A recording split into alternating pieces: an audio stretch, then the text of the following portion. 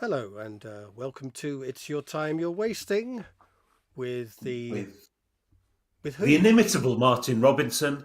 And the wonderful David David died down. Dido.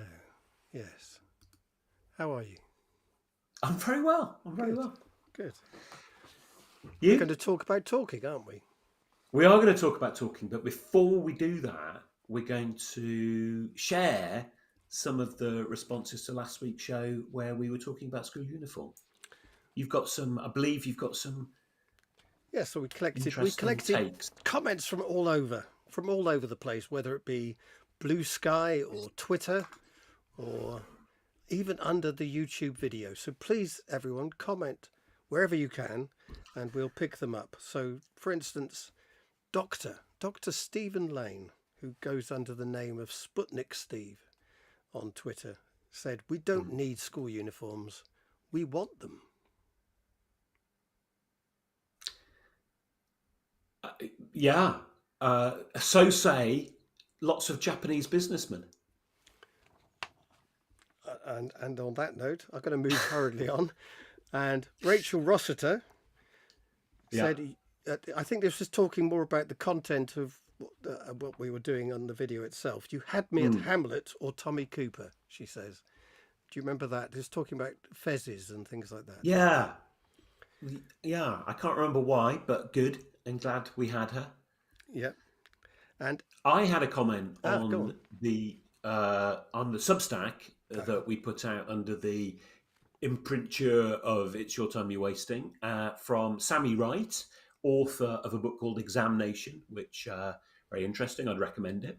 And Sammy says he thinks the gender issue is a huge one. Girls' uniforms often encode pretty retrograde expectations, particularly in secondary, where wearing a skirt and flat ballet pump style shoes actively discourages physical activity in the playground. We picked up on that, I think, in the show. And Matilda Warden says, "No, we Yeah, don't need school uniform. We don't have one at ours, and it's just lovely." really. It'd be nice to hear what her school is. Yeah. I had a similar comment from Phil Beadle, everyone's favourite contrarian commentator. He says, excellent, genuinely balanced, which is nice. He says he's only ever worked in one school with no uniform, and it was nice. Nobody died. Right. So, Well, I've got a contrarian view to that, shall we say, oh, okay, yeah, from go someone on. called Viper Ella at Viper Ella on What Twitter. a name! "Worked in a school with no uniform. It's not ideal in any way. There still need to be boundaries in terms of appropriateness, and those boundaries were constantly pushed, eroded, and ignored. A simple uniform is good." Right. Okay.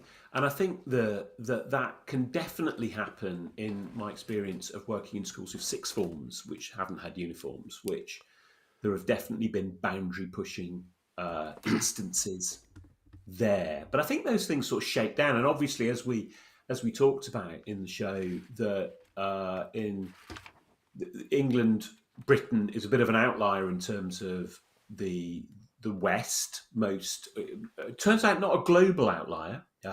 Most of Asia and Africa countries do wear uniforms, but in North America and Europe, pretty rare, and obviously completely normal and complete. It's had time to sort of work its way through. I did have a comment from Katie Finlayson, who's a home educator, and she says uniform something I loathed at school. Um, Even after her and a friend raised a petition and went to the head and then the governors to get trousers allowed for girls, she still struggles to be convinced by arguments other than easier security, though there's obvious ways around that for the determined. So there we are. Yeah. No, it's a lot of interesting comments throughout. And please send us more. Send Yeah, us send more. us more. Send us more. If your comment isn't entirely incoherent, we will, even if it is, No, we'll read we it out. prefer those that. Yeah, we No, do. we don't. Yeah, wow. But we'd like. Who was the commenter who said she worked in a school with no uniform? I'd like to hear more about that. Can we ask her? We can ask her. Let's ask her. Right, okay. So, Martin, so this episode, obviously, as many viewers will know, it's Oracy talking in schools. It's a hot potato right now. Keir Starmer made it pretty clear in advance of last year's general election that it was going to be a central plank in his education policy.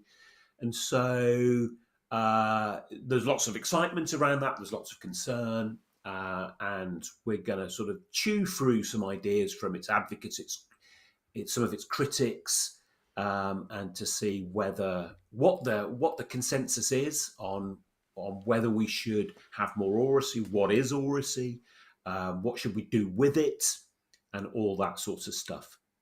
It's a bit interesting that actually it's gone a bit quiet on the Oracy front when it comes to government statements, including the curriculum review, which didn't have a mention of it. No, which is interesting. But, it is interesting, and well, we shall see. We shall see. Obviously, they published an interim report, didn't they? In when was it? March, where they talked about their preliminary findings, and you're right, they didn't mention it, but that's not to say it won't be mentioned when the final report is published. It's also because Ollie de Botton is of School 21 fame and Oracy fame, big time, is now the advisor, Keir Starmer's education and skills advisor. So perhaps there will be more to be said about Oracy in the near future. You never know. Ollie de Botton, was he? I can never remember. Is he the Thinking Hats guy? No, he's no. Who's the Thinking Hats guy? Well, the Thinking Hats guy is dead. Who is he? Why are you doing this testing? No, the I can't remember. Let's look it up. Oh my goodness, the Thinking Hats guy. No, Ollie de Botton is. He worked with Peter Hyman, who is the people who began School 21. I'm thinking of Edward de Bono. Yeah, you're thinking of Edward de Bono. Yes, I've been on stage with Edward de Bono. I was called up to act out his Thinking Hats theory. Would you believe? Wow! Can you show us a little bit of that? I haven't got any hats with me. No, but we can use our imagination, Martin. No, let's not. Oh, damn it! So Ollie and Edward, no relation then?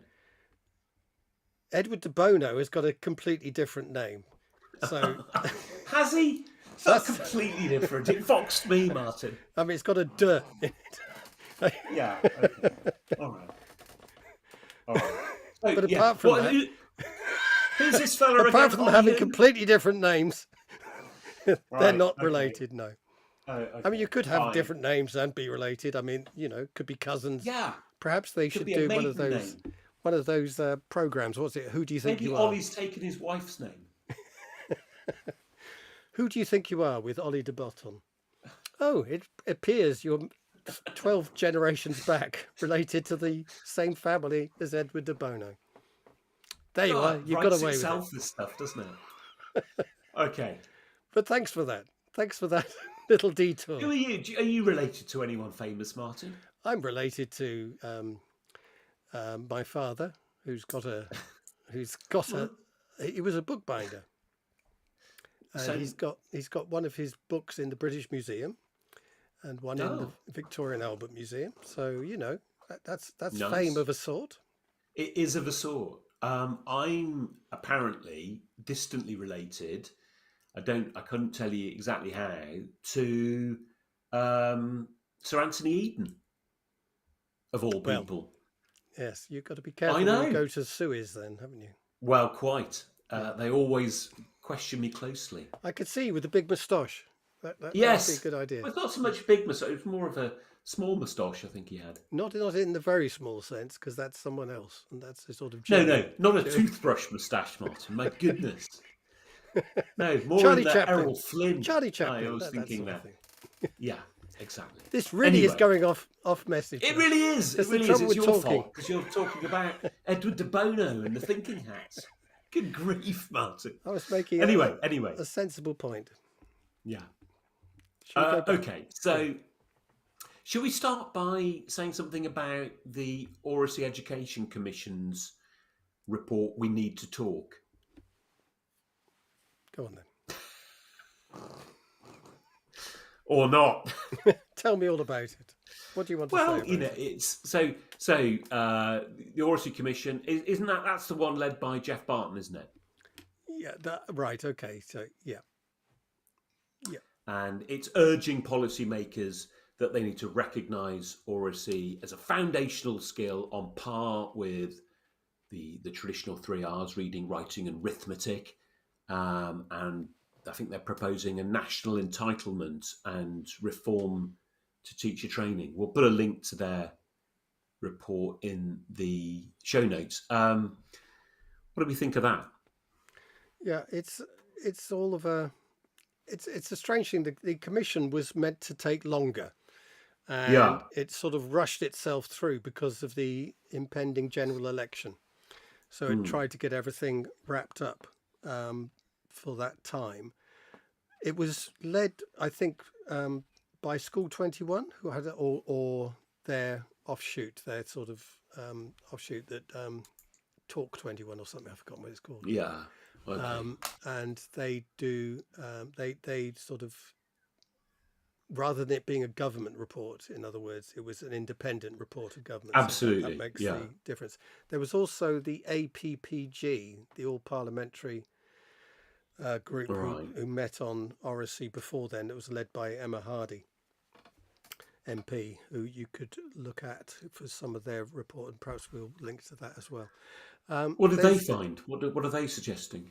Well, they're suggesting similar things. I mean, the whole thing was Oracy as a big term. The trouble is with Oracy as a term that all the people who sort of are associated with it don't necessarily agree with what is meant by Oracy and what the term actually means. And some people would prefer not to use it at all as a term, thinking that it's quite a damaging term in itself as an idea. I think we also need to pick up something that the Oracy Commission report mentions, which is equity. And not everyone agrees about the way in which equity is framed in this Oracy debate, do they? Right. Yeah, so, I mean, if we get into the idea of Oracy and how that comes out. But, well, what is it, Martin? What is Oracy? Well, this is where it becomes... I think the reason... Right, let's go. The reason it's called Oracy is to fit in with literacy and numeracy. So when people started talking about literacy and numeracy throughout the curriculum, people would argue, well, why isn't there the same for speaking and talking and listening and all this? So they use the term Oracy. But the term originated from, I think, the 1960s. Yeah, that's right. A fella called Andrew Wilson. Yeah. And it comes from a long tradition. I mean, I could talk for ages about the tradition of talking in schools because, of course, talking has been longer in education than writing has, and has a very good pedigree in terms of the medieval curriculum, and go back down to the beginnings of the medieval universities where dialectic and rhetoric were very important parts of the curriculum and the way it was taught. You wrote a book about this, Martin. I did, yes, called the Trivium 21C. That's it. So a great book. Everyone should buy a copy, shouldn't they? Have you got? Can you show us a copy? There's one there, just over there. I'm pointing at it with my finger for those of you listening. Oh yeah, you are. It's very small and blurred. Feel free. It's not. Feel free to reach behind you and show that it's a proper size book. I can't reach. I can't find. That's what it is. It's called. It's a far away. It's not small.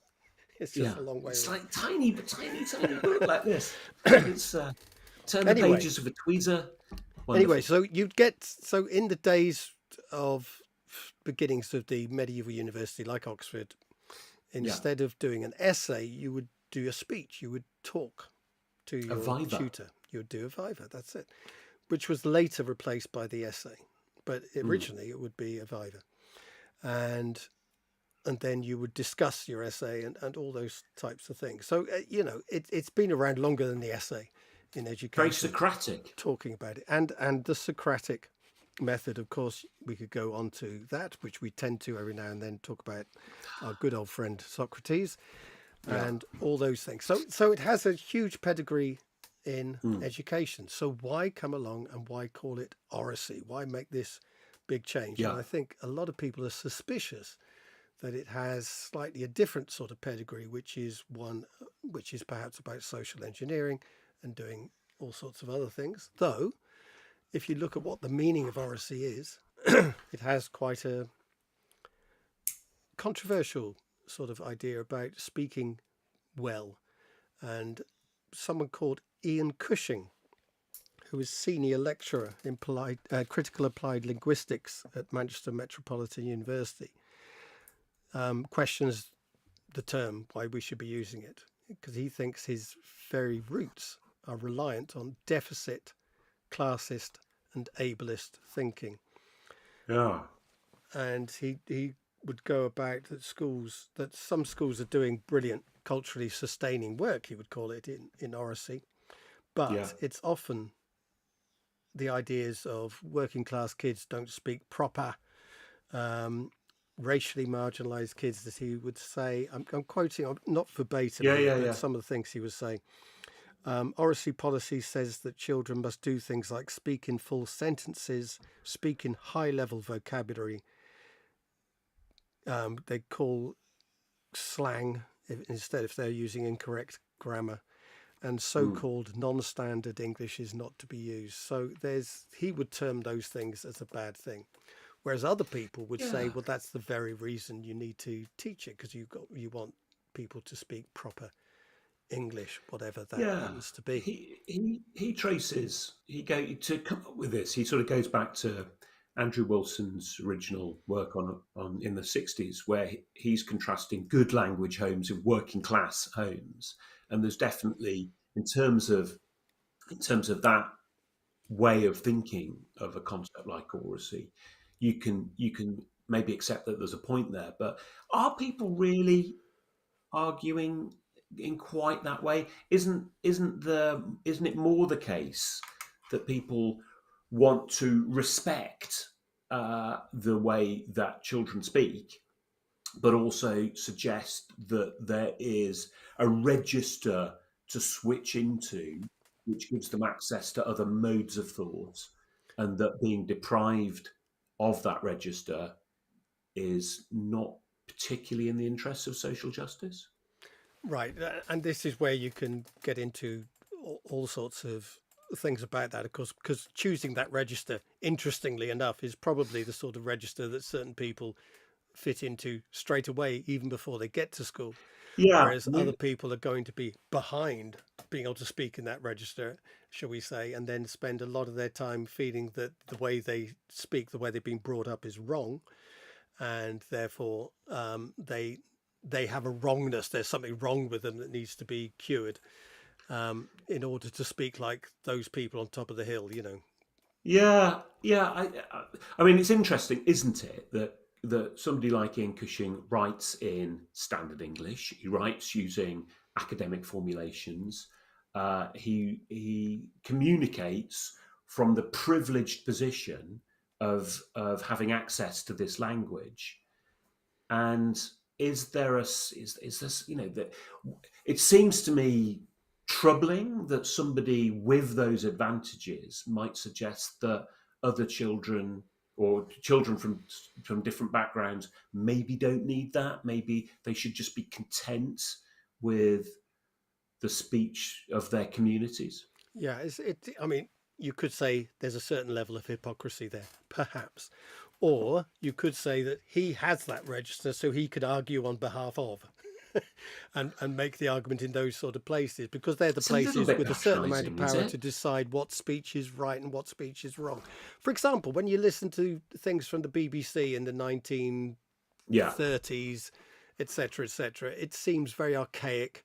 It seems almost laughable to hear the clipped voices that were regularly heard on radio at that time. And yeah, since then, that there has been a sort of broadening out of the voices that you would hear on radio, which you would hear voices of the regions for a start. So Yes. regional accents and dialects come in to some extent. But is there a sort of halfway house and working class? I mean, goodness sake, listening to or watching something like EastEnders, Coronation Street, or something like that, Yeah. the accents are more varied than perhaps an idea of this is the way one should Yeah. speak. So if you're saying I remember received reading. pronunciation or the Queen's English, for example, should one speak with those sort of accents and idioms and things, I don't think anyone's arguing that we should speak the King's English. Are they? Is that something that still comes up? Well, when we talk about, so this goes back to the idea of eloquence. What is speaking correctly? And Right. yes, if you talk about correct grammar in terms of writing, and you talk about speaking correctly, then pronunciation is an issue, because these are the things that can give you away. If we're saying that we want people to be brought up to a point that they can communicate with a certain amount of power and can go to places and not feel out of place, then yes, you could say actually you do want them to speak in a certain amount of eloquence and Right. intelligence. So there's Intelligence is okay. Well, because there's an people make interesting. assumptions about, for instance, a Birmingham accent.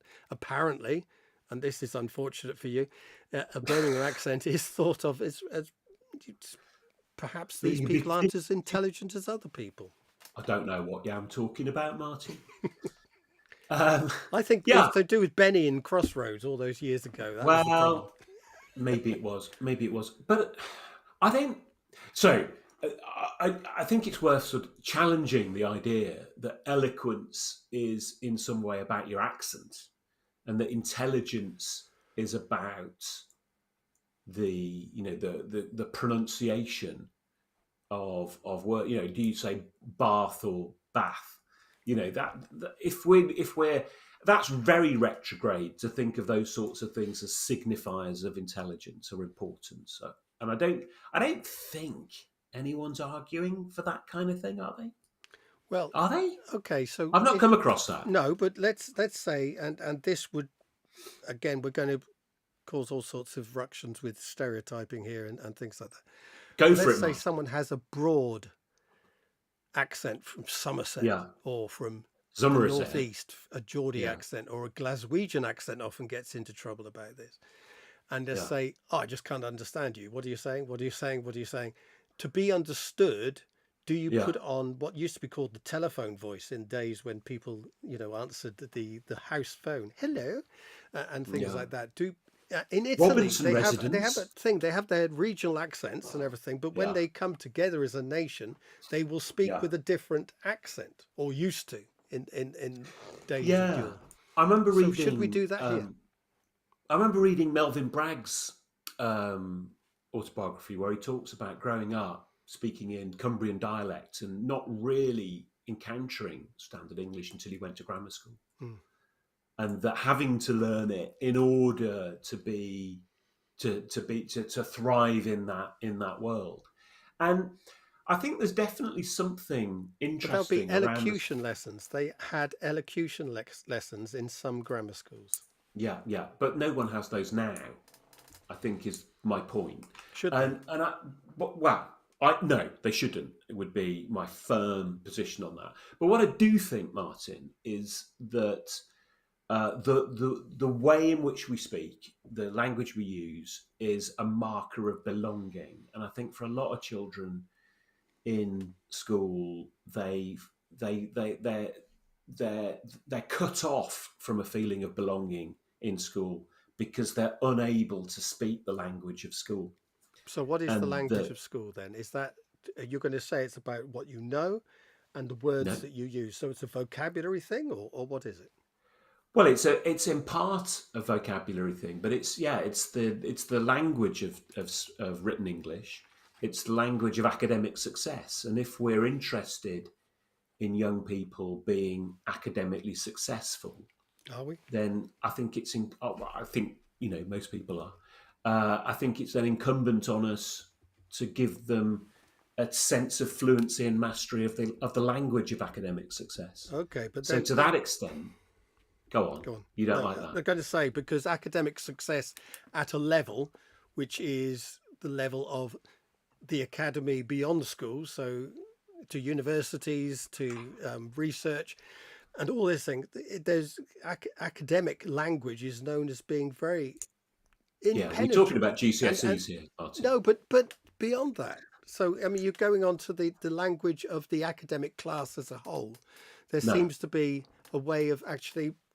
Well, this is on the way to, isn't it? Isn't the academic language Well, of school on the way to a language which actually divorces itself from the rest of the populace?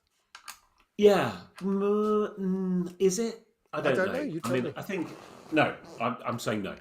But there is. But you know that in that academe does have a different set of standards when it comes to conversational. I mean, Well, it's not even conversational, is conversational. it? I don't think it necessarily does. In some academic papers have a very bad reputation for Mm, using language to apparently obfuscate arguments, and mm. that's certainly not something I'm arguing for. No. But is there this idea about cultural capital, which is to speak like those in power in order to take over, to get yourself within the echelons of power in order to kick the ladder away afterwards? No, to get other people to get into Yeah. the same place The as well. mask slipped there, Martin, Yeah. for a moment. It was humour. No, Yeah, no, is I there know. something about that? We got to speak like they do in order to get into those places. So, in order to get into Oxford and Cambridge, in order to get into a Yeah. job in the city or whatever, we have to accept that we have to talk in a certain way, plus dress and all the other things, Yeah. the gestures, mannerisms, So, all those things, in order so to I get into think, those I think, places. Isn't you that know, what you it's made the about? point. You made the point about people having such strong regional accents that they couldn't Mm, be understood outside of their yeah, I know. community. And I Yeah. think if that's your lived experience, if you are stuck within your community because nobody can understand you anywhere else, that's severely limiting, and you deserve access to being able to choose to communicate to people other than those who've grown up in exactly the same circumstances as you. Now, does that mean having strict rules about pronunciation? No, I don't think it does. It just means having a broad consensus across a country or an international community, perhaps, where we have certain loose, broad standards about what it is to communicate with each other, and we try not to be sniffy and snobbish about Okay, well let's take it the deviations from. way that Ollie de Botton talks about that, and this is from Okay, the great. Curriculum Let's do that. Conversations, which was a podcast that went around. Jeff Barton did with a few people when he was Yeah, doing the commission. yeah, Fundamentally, says Ollie de Botton, the art and skill of speaking is the thing that helps young people find their highest point of contribution in the world. And I've right. seen that in my time in education and now in careers education specifically. So, if I could take a specific example from my current job, the thing that's holding a lot of young people back, particularly those who are disadvantaged, is they don't feel confident to talk about their skills and their experiences at interviews. Yeah, confidence is a really interesting part of this because confidence might be connected to a sense of eloquence and an idea that we might be judged for speaking, mispronouncing a word or speaking in the wrong accent, but it's not the same thing. And I think that there is definitely a sense in the schools that I work with and visit regularly, a sense amongst teachers that children have become less confident over the years about speaking about what they think and feel and Why? putting forward their position on not just what's in the curriculum, but what's in their heads. Why do we think that? I think, I don't know. I don't know. Why do you think that? I mean, I think it's more of an observation that it's happened, so we can speculate as to its causes. There seems to be, as with so many other things, an idea that it's been exacerbated by the school closures over the period of COVID. Right. There's a narrative in schools that when schools reopened, it became more difficult to have back and forward between teacher and students, and that lessons devolved to being more lecture style, which resulted in children becoming more passive and more comfortable with that passivity, and then uncomfortable with the idea that they might then have to be active again. Right. There's, Whether that's true or not. well, I was going to say there's some assumptions there about schools and schooling. Do Yeah. you think, I mean, in terms of that, there is a sense in pedagogical terms that Yeah. children aren't speaking as much, or if they are speaking, they're doing it in a chant way. They're repeating back, or they're saying things that are the expected answer, and that they're being tested on whether they're saying things that they should be saying rather Right. than things that they want to say themselves. So the voice is not theirs. The voice is something to do with the learning, that they have to just make sure they're saying the right things, not necessarily expressing how they feel about things. And it's not their voice, in other words. It's the academic voice is not theirs. It's the voice of being right in the classroom. Yeah, but I think possibly that the voice of being right in the classroom, the academic voice that isn't ours when we start, or for many of us it's not ours, can become ours through a process, and a process which maybe includes some choral response might be used well, a bridge to a more fluent, independent use of academic language. Is that brainwashing? Is that another way of, is that the same thing, isn't it? You're, this is, we're going to say it enough, and then it becomes you say it without thinking about it. It's now your voice. You've taken it on. They use it in North Korea, don't they? Is teaching anything brainwashing? Yeah, well, that's the question. I mean, well, it's not really, is it? It's a bit of a. No, it is if it's taught in that way. If it's taught in that way, what it's way? not your own opinion, is it? It's not your own thoughts coming into the classroom. It's the classroom's thoughts going away with you when you go home. You're taking the thoughts from the classroom. I don't know not where bringing that your came thoughts from, in. Martin. Come on. That's certainly not something I've said. No, I think that the sort of thing that I would do with students is I get them to express an idea, and then I help them shape it into so that it sounds more like an essay, and then I get them to practice saying it like that, and then I would say, then I'd start sort of getting them to be critical of that and say, what's wrong with that? What else might be true? And so when I say done well, that's doing a lot of work. So just getting children to parrot something back and never moving on for that, it would be very worrying. I think that's interesting. I think that's different than the type of classroom that some people would refer to as the chant back and get the answer right sort of classroom. Can I say something here from Robin Alexander? Yes, who's dialogic teaching. Dialogic teaching, a fellow of Wolfson College at the University of Cambridge, professor of education emeritus no at less. the University of Warwick, if I can say that. Sir Robin Alexander. Yeah. Is he sir? He is. He is. Gosh, I do apologise to him. Yeah, I know. One of the key principles, and there are many principles involved in my framework for dialogical teaching, is to do something with what the pupil says. Mm-hmm. Now, is it reciprocal? That's his key thing.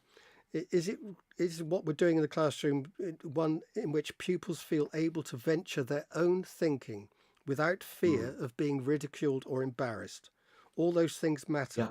But in the end, if you want to pin it down to one particular ingredient, what we do with what the students say, rather than the students taking away what the teacher says. I've added that last bit myself. Yeah, that's a bit of. But that Robinson, bit about what we do with what the students say. Yeah, I think that's nice, isn't it? I mean, one of the things that I remember reading from Robin Alexander, Sir Robin, some years ago, was him talking about one of the issues with the way talk in schools is formulated, and it's often focused upon in terms of its social aspects. So you'll have teachers sort of concentrating on things like speak up in a big voice, make eye contact, take turns, and all of those things have some importance. But what I remember being struck by was that he talks about talk being cognitive, that the way you speak or changing the way you speak is a powerful lever for cognitive change, and that's been something that I feel really heavily influenced by, that I've thought a lot about over the years. That if nothing else, teaching is about trying to change the way children are able to think, and that if we can use speech as a lever for helping them think different things, then that's I think important and useful consideration. Can I go back to trying to change the way children think, Yeah, or to try and, trying to change the way children are able to think. so can you make that slightly different then? It's not about changing what they think. It's enabling them to think Yeah. about what they're thinking, So or think about so, what they're what thinking was better, or yeah. or to express So what they're thinking, to try and find out what they're thinking half the time perhaps, and to try and be able to express themselves. It's different than what you said originally, I yeah, think. it's the idea. I forget who it was now. Basil, name escapes me, but the idea Faulty, Basil of Faulty. not Basil Fawlty. Sorry, The Basil idea de of Bono. Sorry. no, yeah, Basil de Boton. Um, the idea of being able to think the previously unthinkable and the not yet thought. Right, go on. That children have access to ideas. They encounter the curriculum, and it can bounce off them to a certain degree. But if they are encouraged to engage with it, if they're encouraged to respond to it, and that engagement and response is taken seriously by their teachers, then they can become capable of having thoughts which they wouldn't previously have been able to have. Right, this sounds all very good. That's nice, doesn't it? It does, but for us Yeah, in drama and English, yeah, does it work the same in physics? I mean, this is something Ollie de Botton yeah. goes on about, and he talks about Okay. what sort of talk do you need when you're doing an experiment in science? Do you need to be really Mm. deliberate and intentional?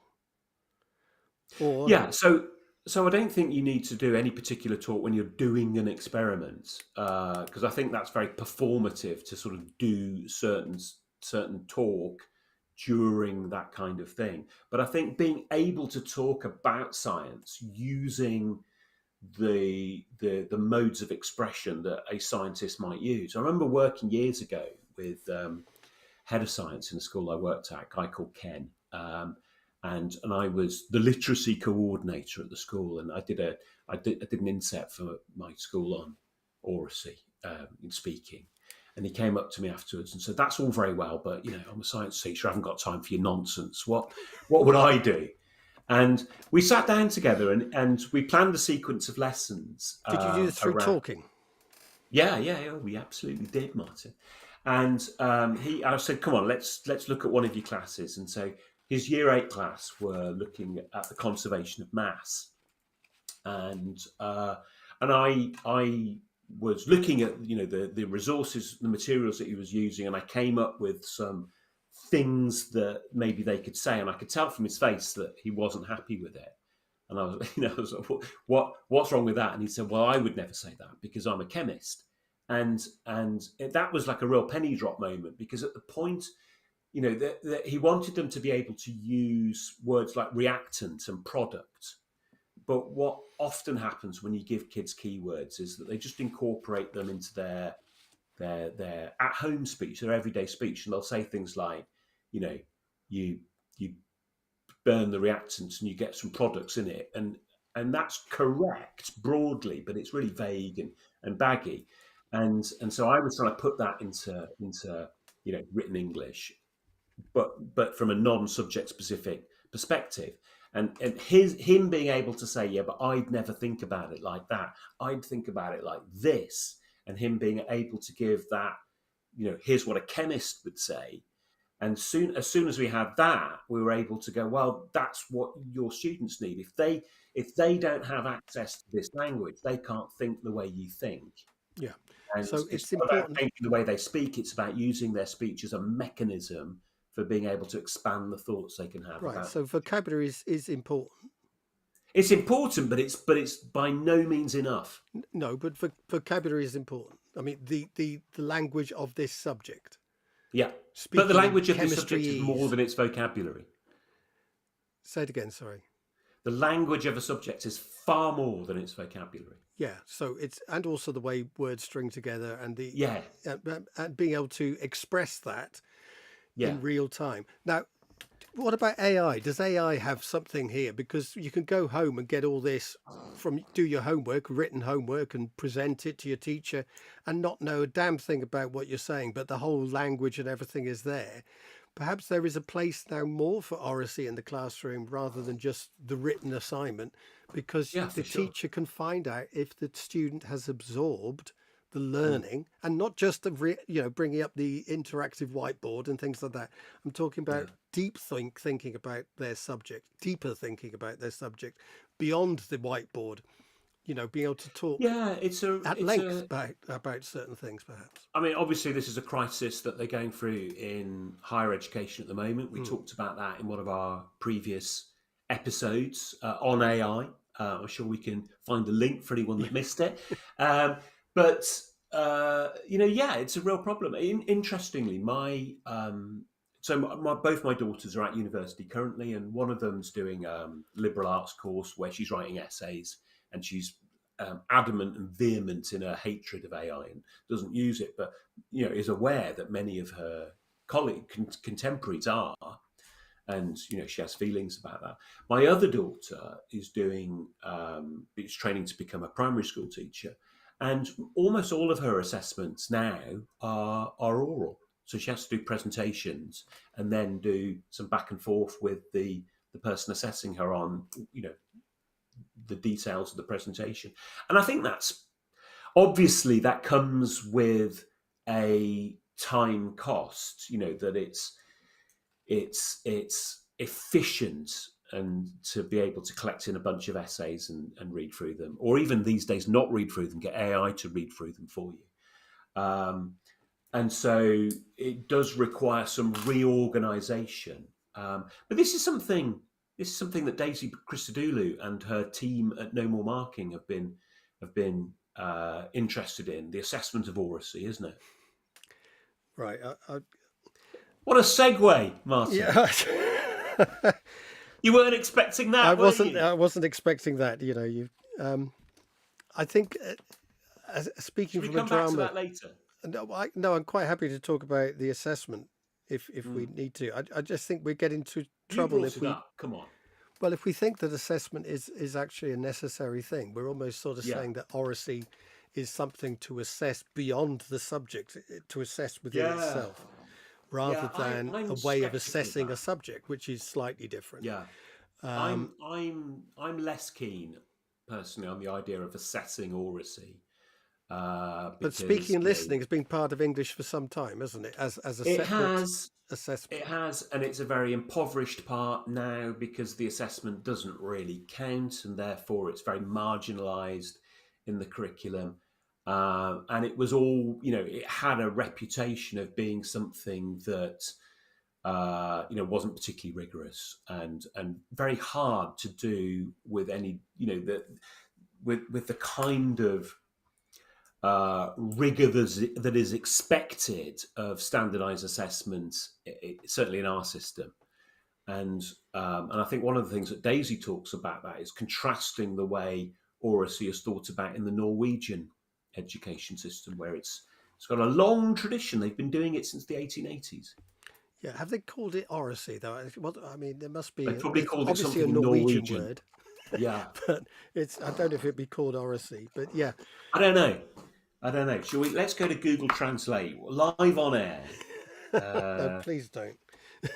I'm going to. Yeah, I'm just going to listen to the pronunciation now. Yeah, can you pronounce Norwegian words? It doesn't have a direct translation. Brilliant. There you go. Because it's not a word that's translatable But because yeah, it's often referred to, and please forgive my pronunciation here, is muntliget, meaning oral skills. oral skills. There we Okay. are. Muntliget, Yeah. boys and girls. So, I mean, it's interesting. I think it's Claire Seeley, who's head of education improvement in Guernsey, talks Yeah, about that in Guernsey, drama is a separate subject to English, yeah, and she thinks that's a good thing. That actually, yeah. it's it in And I'm England, sure you do too, Martin, and it's subsumed under English in England in the doesn't really national help it. curriculum. Yeah. But actually, there we do assess vocal quality. We do assess use of voice as a physical Mm. thing, and the spoken word, how well one speaks in character, in Yeah. situation, and also to be heard by an audience as well. So there are elements that you can assess of Yeah. drama And in there's that things like sort of Lambda, context. isn't there, which do a lot of that. And Lambda do, yes, you can get Lambda Yeah. exams, and you can do speech within Lambda as Yeah. not just acting. But Am I right that you've been a examiner for Lambda? no, not an examiner. I Oh, did teach sorry. Lambda. I did teach Right, right, right. Lambda. I've Apologies. done Yeah. that in my time. What do you But think of it? Do you think it's is it something we should have more of in school? I think it's a good thing. But Yeah. also, funnily enough, at sixth form level, you do get UCAS points for it as well. So schools wanting to up their UCAS scores can be, but it's Wow. not all about assessment. But Of course not. No. but but the assessment is not A, B, C, or 1, 2, 3, 4, 5, 6, 7, 8, 9. It's not like that. It's fail, Yeah. pass, merit, distinction, which I Yeah. think actually is Like a music more exams. yeah, it's a more sensible way of Yeah. marking things which are very subjective to some extent, Right. within reason. And that's an important point, because to contrast the way speaking and listening is assessed in English in England, at any rate, it's very much based on rubrics, which are full of word salad, and the Norwegian approach doesn't take that view. It's much more subjective. It's much more each teacher kind of vibes it out with the students and sort of says, this is kind of what I'm looking for, rather than there being an edifice of prescribed standards. And because it's not formal in the same way, it's just, it appears to be, from my brief bit of reading around it, something which is just part of the furniture in terms of how teaching works. That's fine, because it's not a load-bearing, high-stakes, assessed environment. But I There's think a that problem with that, because that's the same with the yeah, speaking and listening exam in English. yeah, In that it's so informal that it's just done. All right, we're going to do that today. It's the lesson done. yeah. Right, off we go with those marks, and it's almost But my sense is that within the Norwegian system, that it's a much more integral part of the yes, day in, day out. and that is key. But I can Yeah, imagine if it's brought in. I mean, into the English system, you can see yeah, the number of consultants who are going to say, this is right. Oracy, this is Oracy, Yeah, yeah, go yeah. in on a school training day, say, this is what it looks like, here's some things you can do, here's my £700 worth, £7,000 worth of worksheets and lesson ideas and slides, etc., Okay. etc. This is what it is. Off we This is go. something that Alex Quigley's been writing about, isn't it? Sort of, what is oracy? What do we mean? The conceptual vagueness of the term. Yeah, well, right at like I said, everyone at the beginning, there's no agreed sort of idea about what it is, and therefore it's ripe for people to exploit and sell Yeah, ideas to schools, which could be dubious at best, and also whether they work on whatever level you've got yeah, to judge whether it works on as well. sure, sure. That's definitely part of the potential picture out there. But also, there's also the potential that if you leave something vague, it allows people to do what they think is right and call it oracy.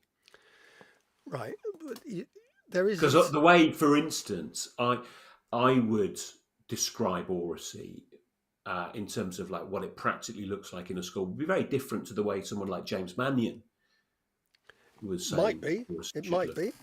I mean, it is. It is like Okay. that's a I mean, I don't know discussion. because I haven't heard you say it, and But Yeah, yeah. and No, then no. pick But what I'm apart the saying arguments. is But there's the that problem, isn't it? I sometimes get asked to speak to schools about oracy, and I tell them what I think. I Yeah. say it's this, and then somebody else, as you say, is going to come back and go, no, no, no, it's not that. So I think it's very much about the idea of using talk as a cognitive lever, and Yeah, in order yeah, to and change the. but then as a pedagogical tool is Mm, different than a sort of more political tool that people yeah. perhaps want to use it for, or more of an So I'd be ideological very tool. leery of any kind of tight specification that resulted in a branding of oracy which was at odds with what I believe to be correct, because then you're in a no-win situation, and at least the advantage of vagueness is that you can make it work But there's something with vague what you about it believe. anyway, as the idea of speaking, because it's actually in the national curriculum for every subject. Tim Oates Already. put it in there when he did the curriculum review. He would say this, it's there in the beginning of description of every subject. The spoken word is important in this subject, and it's there. Um, Yeah. so it must be vague if we're So it's all having to fine. talk What the about hell are Oracy we as a talking? strange Tim Oates strange has thing. sorted it out for us. So the fact it's there, it's so vague that people don't even think it is there. That therefore Yeah. we need Oracy, as a separate thing. But Yeah. because it's going to be push me pull you about what this term means, is it actually a dangerous term to use, or is it useful to have it as a term? Well, and as I've just said, I think there are uses to it. The its very slipperiness means that we're not having our hands tied to do something we think is rubbish. But I think that it can, because it's a sort of technical term, it can actually find itself ripe to exploitation in that way by bad faith actors who might be using it in a way that to bring in their own philosophy of what it is, rather than just it's talking in Yeah, no, classrooms. but I And mean, I'd rather that than the bad faith actors being given carte blanche by the wrong people deciding on the definition that's who are these accepted. wrong people? I know, Yeah, anyone these who disagrees wrong with me, the Martin. wrong people. That's it. Them. But if it's Them. talking, it's talking. If you say to teachers oracy, they go, "Oh my God, what's Yeah, that?" Oracy yeah, across the curriculum. Oh my God, that's a thing. But if you say about classroom talk, how do we improve that? It's far more of a thing that teachers can actually take control of because they understand it organically. We talk in this classroom. No, we do. yeah, And to yeah, say, it's the level of conversation, the conversational classroom, the yeah. idea around It's that. impossible, isn't it, to imagine a classroom in which there is no talk. But I think there are classrooms which come alarmingly close. I I think so. visited, I visited an English department a while back, and I went to popped into 6 different lessons in the course of an hour, and I was staggered by the fact that in those 6 lessons, in this the tiny amount of time I was there, admittedly, but I didn't see a single teacher ask a single question, and I didn't think that was possible. I was very surprised, and I think that it that obviously that's one tiny snapshot on it. It would be wrong to draw conclusions based on something like that. But I think it does suggest something about this wider concern that I was alluding to earlier, that classrooms have become less dialogic. There was a piece in the TES this week about Bex Boomer Clark, who's the CEO of Lift Schools, formerly AET, talking about the lack of engagement, and she was sort of saying that the curriculum's the fault of that. I don't think it's the curriculum. I think it's the way lessons often work in schools, that there is very little requirement for children to actively engage in what's happening. Yeah, And but there is. I'll say this again. and teachers, I'm not blaming teachers here. Obviously we've got a responsibility, but I think teachers often feel like, well, as long as I don't ask them to participate, they'll at least give the appearance of, not. At least they'll nod and smile and not give me a hard time. And I've definitely had the experience of expecting children to participate and them not being unhappy with that, Mm. and But sort it of, goes, why it should does I go, have to it, speak? it, it does go back to this dialogue thing though, because if we're talking Mm. dialogic talk, that is slightly more threatening to a teacher than I'm looking for the right answer talk, which Yes, is, it's more of a challenge and the for sure. chanting back and the quick backfire. You've seen it a lot, these sorts of lessons which are Yeah, seen a lot as and I good think lessons now, that I will say this, what am I looking for? Right, everyone says, blah, blah, blah. That sort of lesson, yeah, and I think those things have a their sort of place. dialogue, but it's not the pupil's voice in there. That is very much No, the it's not the teacher's end voice. point, but it can be part of the way to a healthy Right. end point. Yeah. That's a different thing. Yeah, That is like there's a progressive idea, and I mean progressive in the form of in that there's progressing. progress. Yeah, Yeah. that it moves through. So you actually get a more articulate end to that you want people to join in with the conversation. Can we also get in there about confidence for the teacher, Mm. and Yeah. therefore teacher voice, their ability to speak and be heard and be understood, and all those things that actually a lot of people say that they're not really taught about in terms of their No. teacher qualifications, or all of those sorts of things, or haven't been in the No. past, and certainly not And I given think any CPD on, and all that, or hardly ever. no, there is an assumption, isn't there, that if you're a teacher, you'll obviously know how to speak. Which isn't And true. of course you do, but that doesn't mean you're necessarily particularly skilled at doing it with a bunch of children in your classroom. One of the reasons I think it's probably a good thing that assessments, in my daughter's experience at university training to be a teacher, moving to a more dialogic form of assessment seems like a positive move. Yeah, yeah, it's interesting. What It's do we think of things like debate clubs and these sorts of I extracurricular speaking activities in schools? Yeah, I mean, it's interesting you called it extracurricular, because Right. I think debates have a place within the classroom, and Yeah. as does, as part of the way of learning about speaking, and all those things. So debate, dialogue, dialogic, Public all these things speaking. have different levels to them. Mm. And what we mean by them are slightly different things. I mean, other people talk about Harkness tables. I don't know if you've heard about those sorts of things. Yeah, Socratic circles, sure. all these other sort of different techniques you can use. But certainly debates. The thing about the debate club is it's a competitive environment, Yeah. and that you actually go out of school in order to win a debate, and get prizes and all that sort of thing. So Yeah, it's yeah, very yeah. much a niche activity Well, that's you don't not have to do that bit of it, do you? That's obviously that you can competitively debate and that there are rules for debate, which are sort of interesting. One of the things I really like about the idea of formal debate is that you're given a position that isn't necessarily one that you agree with, and and you have to that's argue yeah, that's what you're good. given. That's a good technique, I think, in the classroom to use at points, and also halfway through to swap sides, and then all these different things you can do to take away that I am right sort of thing, but actually let's look at the argument underneath it. So you're talking about talk as a cognitive, um, Mm, it's helping improve thinking, and that it actually helps you to appreciate what the arguments are, rather than what I believe, which is yeah.